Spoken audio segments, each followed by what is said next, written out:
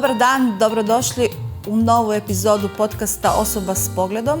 Kao što vidite, ponovo se nalazimo u knjižari Fraktura, ali ovaj put razgovaramo sa vlasnikom knjižare Seidom Srdarevićem. Seide, dobar dan. Dobar dan. Seide, Kamo u jednoj svojoj pripovjesci Brada kroz riječi svog glavnog lika kaže: čitao sam uvijek. Može li se za vas reći da ste čitali uvijek i oduvijek? Pa ja mislim da može. Dakle, ja sam neke prve knjige, dakle normalno slikovnice kad krene to, ali postoji jedna anegdota iz nekog mog ranog djetinjstva, dakle to sam možda 3 ili 4 godine i teta me vodila,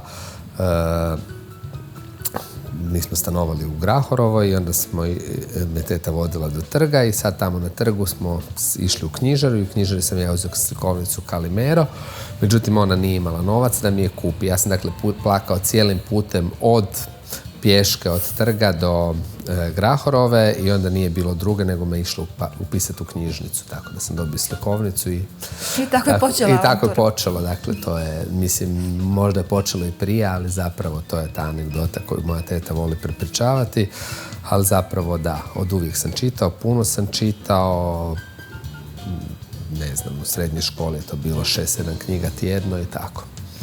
Da, može se reći da ste čitač. Dobro, pročitala sam u jednom intervjuu da je knjiga koju ste se najviše vraćali Majstor i Margarita. To je i jedna od mojih omiljenih knjiga, između ostalog rečenice rukopisi ne gore ili kada Han okri Ponciju Pilatu kaže svi su ljudi dobri i tako dalje. Koji su vaši razlozi stalno vraćanja? Dobro, mislim, vraćam se puno klasika, dakle, i zapravo je užasno teško reći kojoj knjizi se čovjek najviše vraća. Dakle, idu nove knjige s jedne strane, s druge strane imamo knjige kojima se vraćamo.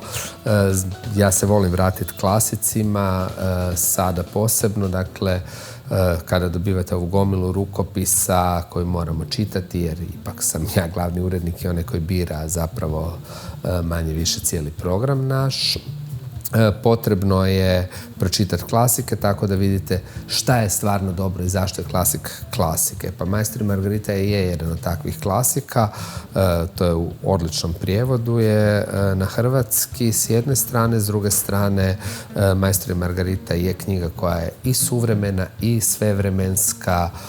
Ja se volim vraćati i zbog te fantastike u njoj i zbog humora jednoga odličnoga, a s druge strane imate i tu represiju. Dakle, Bulgakov je u toj knjizi zapravo uspio napisati i staviti mnoge stvari kojima se vraćamo. Evo tu je Bulgakov mačak gore.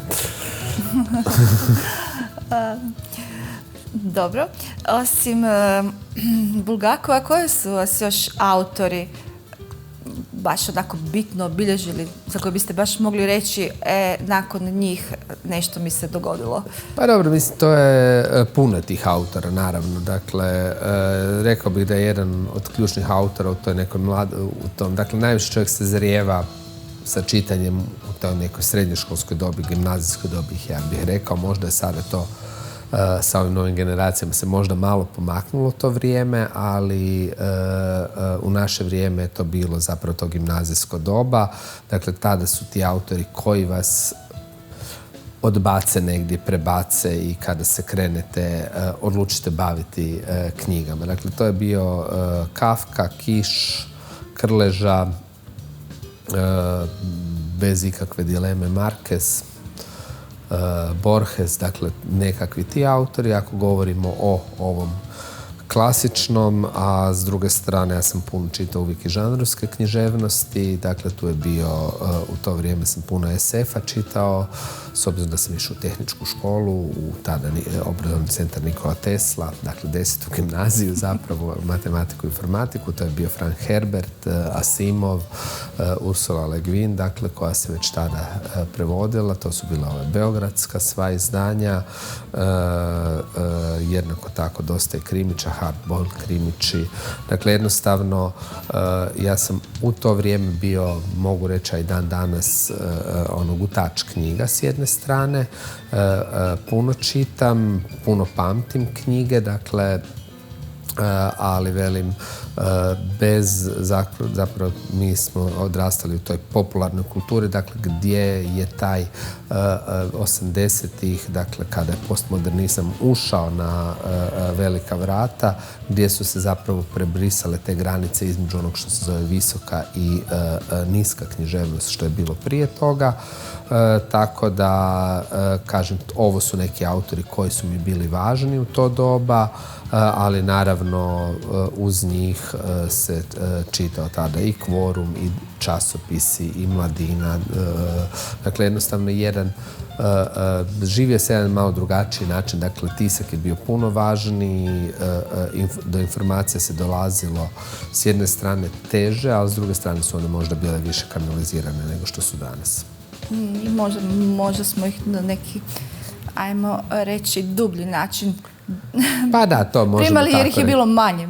Možda ih je bilo manje. U svakom slučaju ih je bilo manje, ali kažem, dakle, čitalo se novine koje su nas oblikovali, Polet, Studentski list, Danas u to vrijeme. Dakle, velim, to su te 80-te u Zagrebu koje su meni bile važne, naravno, koje su me oformile s jedne strane. I tu je dakle bilo, naravno, glazba je bila bitna, od toga ne možemo pobjeći, film, odlasci u kinoteku, otvaranje, dakle, u kinoteci tada prve zapravo independent knjižare, Moderna vremena, koja je bila u onom malom prostoru, što su vodili Barni, Ivica Buljan i Saša Drah.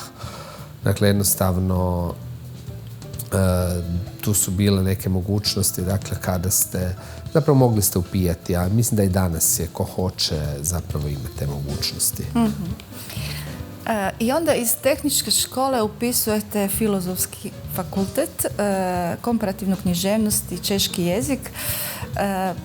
Što je utjecalo, osim naravno tog vašeg stalnog čitanja, na odabir studija koji je zapravo suprotan od vaše srednje škole? Pa dobro, srednja škola je bila, dakle, kada smo bili klinci, dakle, tada je bilo, dakle, prvi kompjuteri, Spektrumi, Komodorci, Atari i tako dalje. To je nešto što nas je kao generaciju tada oblikovala, mogu reći. I tada smo već znali, i dosta nas je zapravo upisivalo matematičko-informatičke smjerove.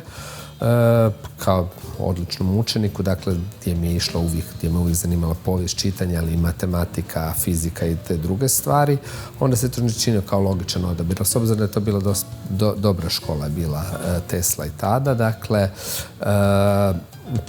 imali smo odlične profesore, ali cijeli taj kulturni spektar me puno više uzeo nego što me uzela matematika, informatika i ove druge stvari, i to je prevladalo. Dakle, nisam jedini, dakle, mnogo iz moje generacije i generacije oko moje, koje upravo iz te škole koje su danas u književnom kulturnom polju, od dekana Akademije Tomislava Buntaka, zatim Tomislava Brleka, na primjer, profesora koji isto u mojoj generaciji studirao, Fiketa koji je režiser. Dakle, ima nas jako puno koji smo završili u ovim humanističkim znanostima. Dakle, to je bila u tom smislu gimnazija koja nam je te prilike pružila.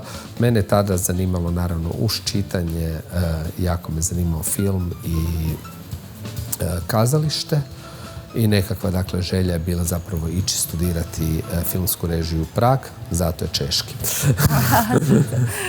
Ja sam mislila da ste htjeli pročitati Dobrog vojaka Švejka, original. To smo pročitali sve tada, već Kunderu, normalno, u to vrijeme, Hrabala i sve Čehe tada, ali to je, naravno, ta književnost, ali zapravo bio taj osnovni drive je bilo upisivanje te slavne akademije, ali onda je krenulo. Dakle, onda su se mnoge stvari promijenile, znamo šta je bilo, rat je bio i jednostavno nije bilo mogućnosti, ali nije mi žao.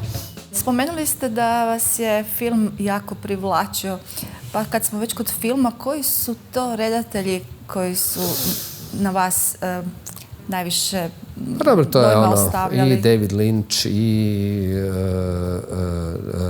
Sam Peckinpah, zatim zapravo svi ovi filmovi, dakle ono sve što se gledalo, Scorsese, dakle Miloš Wenders, Forman, pretpostavljam. Wenders, dakle cijela ta generacija koju smo mi upijali od domaćih tada, Grlić, Karanović, Zafranović, dakle ta Praška škola, normalno Tarkovski, dakle cijela ta, mislim, mi smo zapravo odrastali u kinoteci, ja mogu reći, dobrim dijelom. Znao se ko gdje sjedi, ko je u kojem redu. Teta je znao kad ste došli, koju kartu uzimate i tako. Da. Bavili ste se uređivanjem časopisa, zatim pisanjem književnih kritika i tako dalje. Koliko zapravo, da tako kažem, kulturna politika časopisa i način na koji se knjige kritički valoriziraju utječu na ukus čitalačke publike, odnosno koliko oni diktiraju ili odgajaju trendove? U današnje vrijeme ne, mislim, Više možemo ne. reći. Dakle, imamo, dakle, nije da nema kritika, međutim, one nisu široko rasprostranjene, one su sve po, kako se dogodilo sa internetom i sa, s jedne strane imamo puno više medija, ali zapravo imamo puno parceliranije medije, dakle imamo sve stvari koje su ljudi moraju pronalaziti informacije na 1000 strana. Dakle, iluzorno je očekivati da će baš svaki prosječni čitatelj ili netko ko ulazi u čitanje sada gledati po svim portalima koji su specijalizirani ili blogovima. Dakle, to nažalost ne. Nešto, naravno, u današnje vrijeme utječu baš blogovi književni. To su prije svega blogerice. Međutim, tu imamo tu situaciju kako je ta informacija kratka, kako je attention span nam je svima užasno mali. Dakle, to je pitanje vrčenje prsta gdje je slika važnija nego tekst vrlo često na našim mobilnim uređajima, tako da zapravo teh dubljih kritika nemamo, a i dosta je jasno da zapravo ove dugačke tekstove puno teže čitamo i percipiramo na ekranima nego na papiru. Dakle, to je osim ako nije ajmo reći, papir kao što je na Kindlu, odnosno Remarkable i sličnim uređajima, dakle gdje je bez pozadinskog svjetla. Dakle, to su neke stvari koje u današnje vrijeme nemamo niti tako jake kritičare, dakle nemamo one glasove zbog kojih knjigu uzimamo ili ne uzimamo da ju čitamo. Dakle, ako neko, dakle, tada smo odrastali u to vrijeme, ali nije to, dakle, situacija samo u Hrvatskoj. Dakle, to je jedna globalna situacija, nije to samo sa knjigom, to je općenito sa, dakle, kritika kao žanr se jako promijenila i ona više nema onu snagu koju je imala nekada.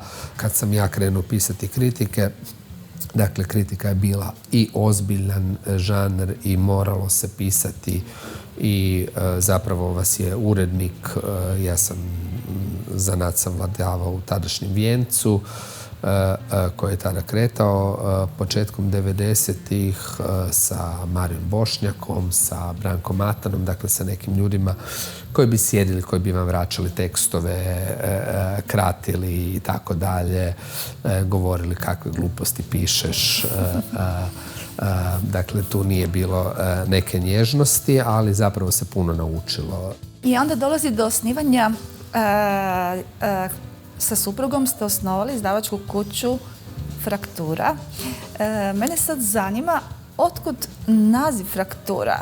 Ja sam uvijek mislila da to znači da se dogodi nekakva fraktura u mozgu ljudima koji čitaju ili nešto. Dakle, što se tiče, dakle, mislim, ja sam nakon toga radio u Njemačkoj na sveučilištu, bio sam lektor za hrvatski jezik, radio sam kao urednik u Ciceru magazinu za kulturu, bio sam glavni urednik u Henakomu i onda smo supruga je istovremeno radila kao likovna kritičarka i novinarka u kulturi, u novinama i tada smo odlučili 2002. negdje krajem 2001. je se krenula razvijati u potpunosti ideja, ali 2002. smo krenuli sa frakturom.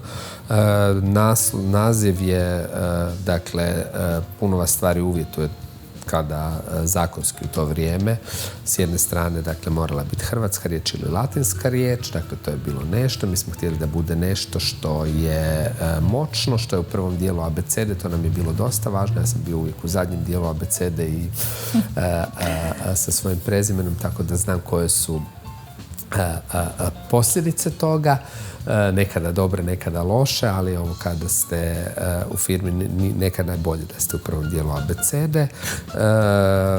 Neke, naravno, firme, neki nazivi su bili zauzeti, ali frakturu smo se odlučili, dakle ona je bila u možda i jedna na vrhu nam je bila kada smo bili, imamo još uvijek negdje taj popis koji su nam sve bili ideje, ali ona nam je bila jedna od važnijih jer je zapravo ima više strukata značenja. S jedne strane fraktura je tip grafičkog pisma, na njemu je tiskana Gutenbergova Biblija, dakle to je onaj njemački fraktur. Dakle, ona gotica njemačka, kako mi zovemo, ali to je zapravo taj tip pisma se zove fraktur ili fraktura. S druge strane nam je bilo važno, htjeli smo, kada smo se pojavili na sceni, da napravimo taj neki lom, nekakav prijelom, nekakva drugačiji odnos prema knjigama, prezentaciji knjiga, izboru i tome slično. I to je bio razlog, dakle, ali taj tip pisma nam je bio dosta važan. Sad ste rekli da ste htjeli napraviti nekakav drugačiji pristup u izdavaštvu i vi ste trenutno zaista vrlo uspješna izdavačka kuća, o čemu svjedoči ova prekrasna knjižara. Što je to drugačije? Uz to što vidim da u zadnje vrijeme objavljujete veliki broj i hrvatskih i svjetskih autorica. Znam da je u jednom intervjuu Slavenka Drakulić rekla da ne postoji žensko i muško pismo, postoji samo žensko i muško iskustvo i dobre i loše knjige. Ali evo, je li to možda isto tako jedan razlog zbog kojeg ste drugačiji ili... Pa dobro, mi smo dakle kada smo kretali, tada smo već imali ideju šta želimo objavljivati, kako želimo objavljivati, želili smo biti fokusirani, kako u tih 22 godine koliko sada tvrtka postoji, naravno da se stvari mijenjaju, dakle mi se svi mijenjamo, nekakvo jezgro tih naših ideja da imamo i domaće i inozemne autore, da donosimo najbolje od književnosti, to nam je od uvijek bilo važno, pritom smo uvijek željeli imati određenu količinu vrlo kvalitetne žanrovske književnosti. Osnovali smo prije nekoliko godina naš imprint Bodoni u kojem objavljamo klasike i slikovnice, tako da smo u tom smislu se proširili, a zapravo ono što se kaže, što nam je bilo važno, da pratimo knjigu, da ta knjiga ima, da ona izgleda i kao predmet, da bude lijepa, da se pazi na svaki detalj, pri uređivanju, pri izboru prevoditelja, pri prijevodu, pri lekturi knjige, pri izgledu naslovnice, dakle, prezentaciji. Dakle, to su sve ti detalji koji čine neke stvari. Isto tako, naš izbor, odnosno, dakle, on je uvjetovan onome što se nudi na tržištu. Uvijek smo se trudili pratiti nekakve trendove ili ja ću reći, ne čak pratiti trendove, nego zapravo stvarati trendove. To nam je, ja mislim da je to osnovna uloga nakladnika, je da zapravo puno unaprijed prepozna, da zapravo stvara nekakve navike.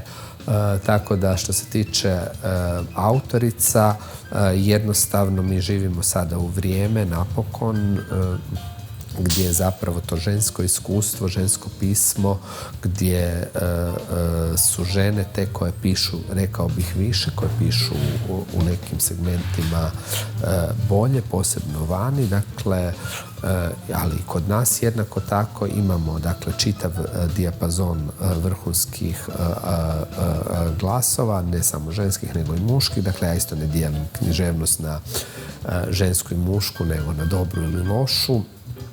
Dakle, nema toga i jednostavno kada dođu dobri rukopisi, mi ih uzimamo i objavljujemo. Trudimo se da izaberemo najbolje prevoditelje ako je riječ o prijevodnoj književnosti, ako je riječ o domaćim autorima, da prepoznamo i neke nove glasove, da pratimo te autore, da smo im podrška u svakom smislu, dakle od promocije, od prodaje prava u inozemstvo. Za domaće autore možemo reći da živimo u jednom dobrom trenutku za našu književnost. Dakle, mnogo je glasova, mnogo je generacija. Dakle, nikada nismo imali ovakvu količinu odličnih autorica i autora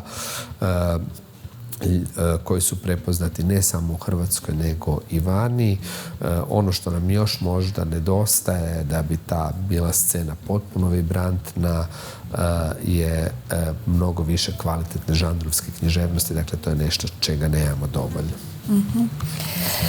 Festival svjetske književnosti, kako je to krenulo i kako smo došli do ovog trenutka kada je stvarno imate respektabilne autore, goste koji su zaista gosti na svjetskoj razini? Dakle, što se tiče Festivala svjetske književnosti, mi smo od nekih naših početaka dovodili inozemne autore u Hrvatsku. Dakle, tu je i neke velika imena, i Esterhazy, neka nova imena. Trudili smo se da ti autori budu prezentirani, da dolaze na različita mjesta. Otvarali smo Kino Europu, dakle sa gore onaj prostor koji je postao kasnije dvorana Miller. Tamo smo krenuli sa tribinom Razotkrivanje, na primjer. Došao nam Amos Oz od velikih autora koji je napunio Kino Europu prije festivala. Dakle, jednostavno bilo je jednog velikog iskustva. Te 2013. godine smo zvali jedan čitav niz autora i poklopilo se da su svi mogli doći nekako u isto vrijeme, dakle početak 9. mjeseca, i onda smo uz to smo još zapravo shvatili da je jako teško dobiti publiku, medijsku pozornost ako nemate nekakvo koncentrirane autore, ljude festivala, i zapravo samim time smo se odlučili da krenemo sa festivalom. Dakle, to govori se naravno o festivalizaciji. Festivala ima puno, ali zapravo i publici, i medijima, i autorima je zapravo vrlo često lakše da dođu na jedno mjesto. Krenuli smo u ZKM-u, već te prve godine su nam, dakle, gostovali Peter Nadež, Jaume Cabre, dakle, stvarno neka velika i bitna imena, i sve ove godine smo uspijevali dobiti zapravo ponajbolja svjetska imena, i to je zapravo s jedne strane zapravo čudno i čudesno, jer zapravo Hrvatska nije ni veliko književno tržište, niti je tim autorima to nekakva prvo mjesto gdje bi došli u svom itineraru. Međutim, znaju da na festivalu smo uvijek držali do jedne kvalitete, do kvalitetnih razgovora s autorima, koncentrirano na književnost, dakle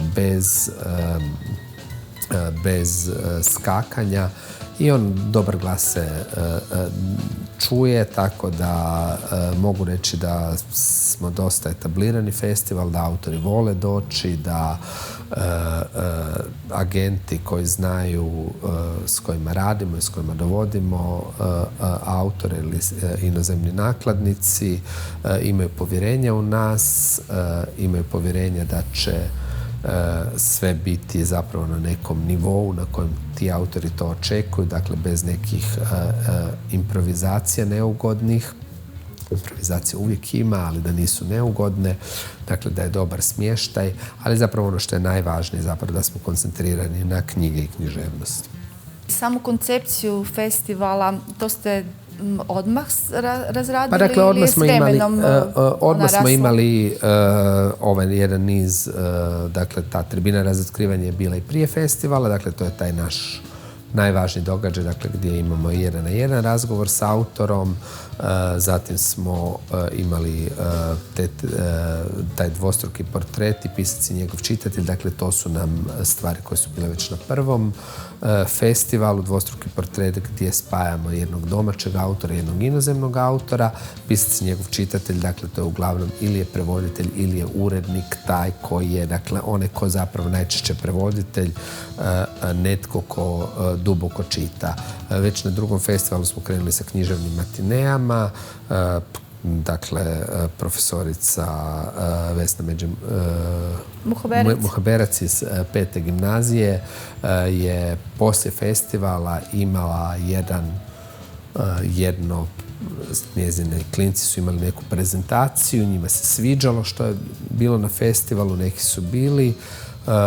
Mi smo prezentirali neke stvari i kroz to smo zapravo došli do, kroz taj razgovor, do onoga što ja vjerujem da je istina i što je dakle još Pavao Pavličić pričao krajem 80-ih, dakle da nije problem u djeci, nego je problem u pristupu lektiri i lektirnim naslovima. To je se nešto promijenilo, ali ja mislim opet nedovoljno.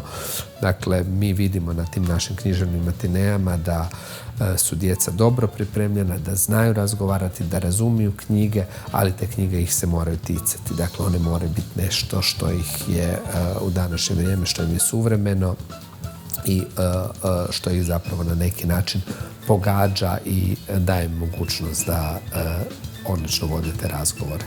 I da mogu komunicirati sa knjigom i s autorom. Sejde, za kraj, što trenutno čitate? Trenutno čitam 1, 2, 3, 4, 5 rukopisa.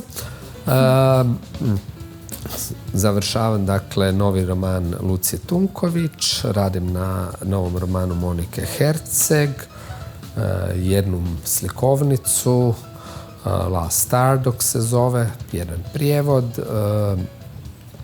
Završavam uređivanje Mark Mazovera Hitlerovog carstva, dakle jedne bitne povijesne knjige i čitam trenutno još još 2 rukopisa čitam na engleskom za koja ću vjerojatno odabrati ili neću odabrati za program za iduću godinu. Sejde, hvala vam na razgovoru. Veselim se novim izdanjima koje su u pripremi i nadam se da se i nakon festivala vidimo u nekoj prilici. Hvala vam. A vas, dragi gledatelji, pozivam da pratite naš kanal Osoba s pogledom, da nas podržite, da se pretplatite jer nas čeka još puno zanimljivih gostiju.